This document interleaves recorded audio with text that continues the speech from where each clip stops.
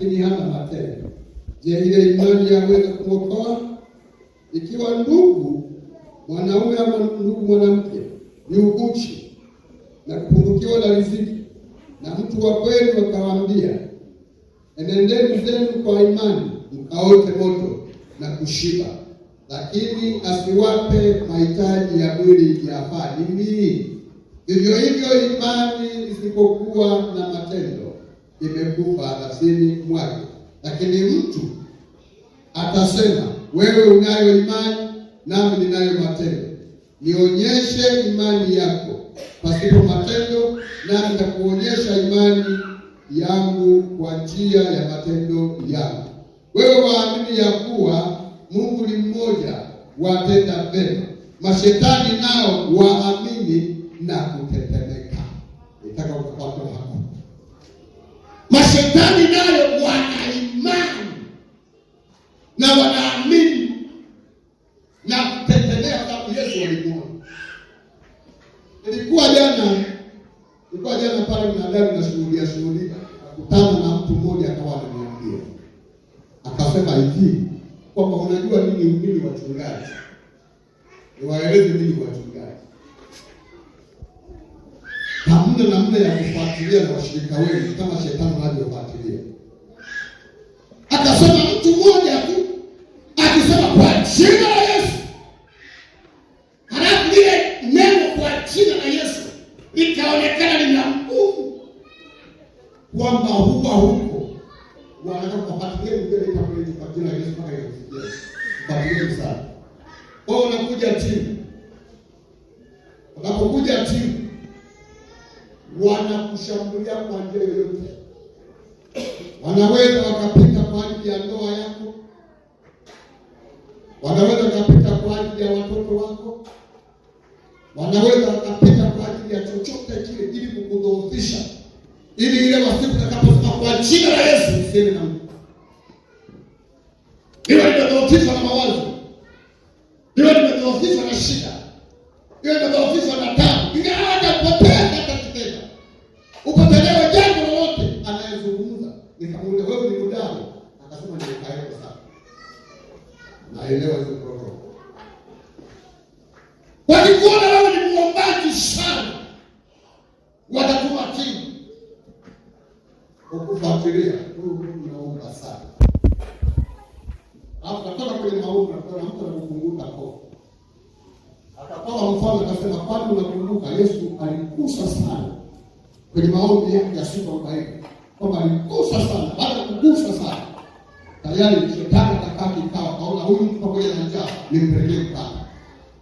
Kwa hiyo ule mkate ulikuwa umetengenezwa kwa sura yenye mvuto wa hali ya juu mno. Ukiukazana ule mkate unavutia mno. Kwa nguvu ya maombi ya Yesu Kristo na ni mwana wa Mungu, kama kwa mwili wa binadamu, ule mkate ni usosomoa.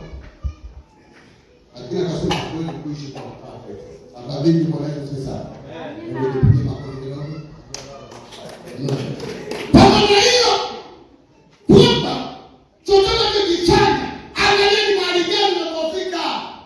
Ni mahali gani unaletea nyuma, ni mahali gani unatoroka, ni vikwazo gani vya kusonga. Si kwamba vimeundwa kukudhoofisha.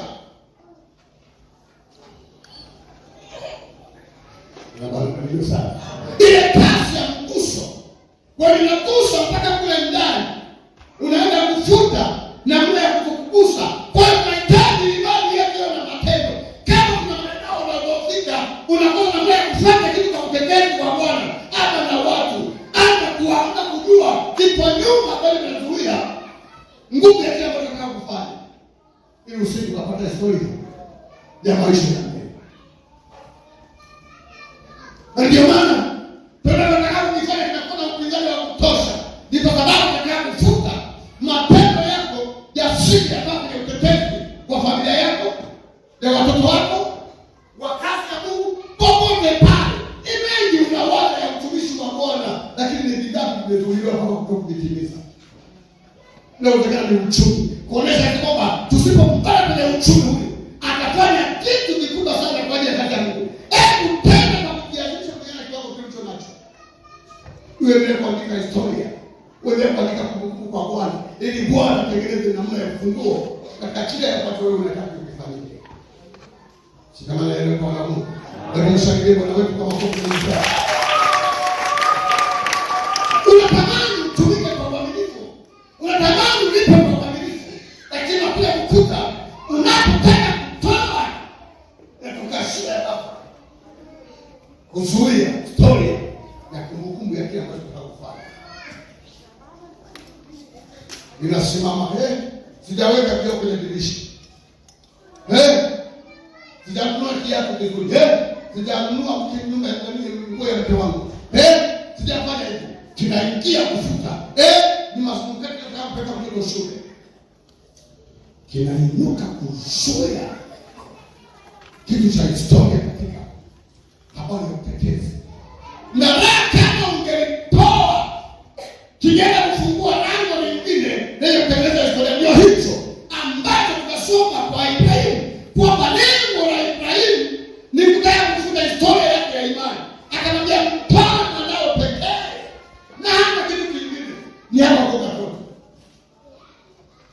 Lakini sababu anataka kutengeneza historia ya utetezi na kukumbuka kizazi ambacho leo tunajifunza, akamwambia bwana chukua ibaki. Alipoona ametoa jana ametengeneza madhabahu, maana alifuatilia mpaka hatua ya mwisho. Amebebesha kuni, mwanae anamuuliza tunaona mmebeba kuni, lakini kabisa kwa namna ya desturi ambayo tumezoea, ambacho ndio kuelewa kwa kitu gani, mwana kondoo yuko hapo kwa kupata, anaambiwa kwa kifanya nguvu. Okay, wanapanda wanafika pale, wanasaidiana kutengeneza madhabahu, wanatengeneza pamoja, wanamaliza kutengeneza madhabahu. Bado mtoto ashangaa, sijaona cha kutoa, ingawa ndio imeisha. Ghafla unadapa mwenyewe, anakama mwenyewe, anafunga mikono na miguu, anaweka juu ya madhabahu na kule mchinja, anachukua kisu kwa kumaanisha hatua ya mwisho. Amenia kabisa, anashangaa mkono unadaka nje, umekamata, ameshafanya maamuzi ya kumaliza achinje, damu ilifanya na anashangaa ghafla mkono unadaka, wahasiana uchungu wa kutimiza imani ya sadaka ile andike matendo. Ghafla anashangaa, anasubaa kuangalia, anaona mwana kondoo yuko pekee. Nasema chukua mwana kondoo au mwana mama chini. Ipo pale na anafungua kamba, anachukua mwana kondoo, anatoa hatua ya mwisho. Haleluya. Amen. Umezuiliwa mara ngapi kulipa zaka? Umezuiliwa mara ngapi kulipa michango? Umezuiliwa mara ngapi kufanya kazi aina yote ya Mungu? Unalia kufanya kitu unakazuia ili usiandike historia ya kila kitu kimeliwa kufanya. Kumbukumbu zako zisiandike, kwa sababu yupo agent anayefuatilia maisha ya kiroho wako. Ipanda gari kwa imani, kiomba yuko mbele yako, fanya kitu ya kutofisha, hata kuja kwenye ibada anapokea mipango ya uzuizi.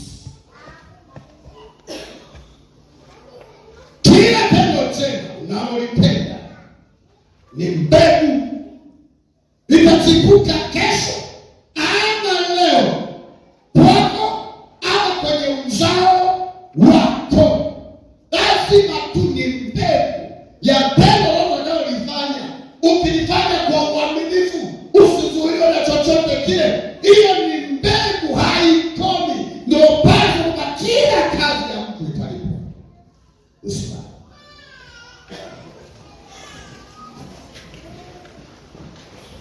kila kazi unayofanya, mwana wa Mungu utalipwa.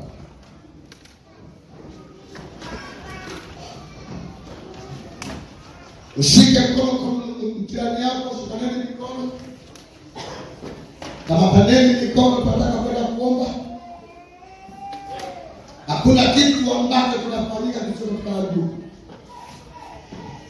Nataka tumwambie Mungu wetu aliye hai kwamba kwa yoyote adui anayezuia mapendo yetu kusifanikiwe, maana tuna imani na imani inaendana na mapendo. Tunahitaji Bwana ukutetee. Mtetee huyu niliyeshikana naye mikono. Mtetee mchungaji wetu. Mtetee na mchungaji wetu. Tetea familia yake. Tetea kaza mikono za watu hawa. Tetea kanisa lako. Tumwambie Mungu alitetee kanisa lako. Tumwambie Mungu akutetee. Mwambie Mungu tetea uko naye. Maana jua yako mbali nataka kufanya. Lakini adui anazuia ili mbegu yake isije ikatipuka. Ikawa historia kwako Mungu na ikawa historia kwa watu. Tuombe. Tuombe wana wa Mungu. Omba wana wa Mungu kwa Mungu kwa kuganisha. Mwambie Mungu ashughulike. Mwambie Bwana ashughulike. Maana adui wapo wengi. Hawalali kwa ajili yetu. Wanatafuta namna ya kuangusha. Wanatafuta namna ya kuua.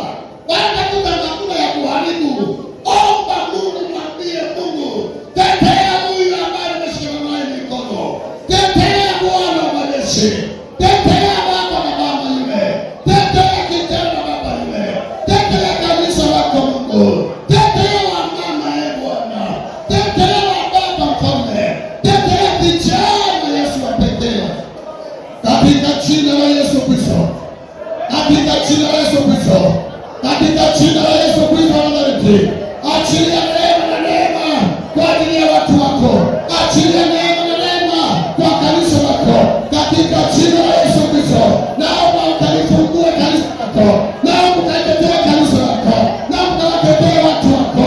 Kila mmoja na akuwa anamfuatilia. Kwa jina la Yesu Kristo. Tunampitisha kwa Mungu. Tunamnyamazisha kuzimu. Katika jina la Yesu Kristo. Ushirikina na ugano unaojipanga kulinda kanisa lako, kulinda madhabahu, kwa jina la Yesu. Napiga Mungu anishirikana kiganga, mapepo ya kuloga kanisa, mapepo ya kuloga watumishi, katika jina la Yesu, kwa jina la Yesu, kwa jina la Yesu, kwa jina la Yesu, kwa jina la Yesu, kwa jina la Yesu. Na haribu mfumo, na haribu mikao, na haribu agenda zote na choma. Wewe mshirikina kwa kupata hili na kupiga kwa damu ya Yesu, kwa damu ya Yesu, kwa damu ya Yesu.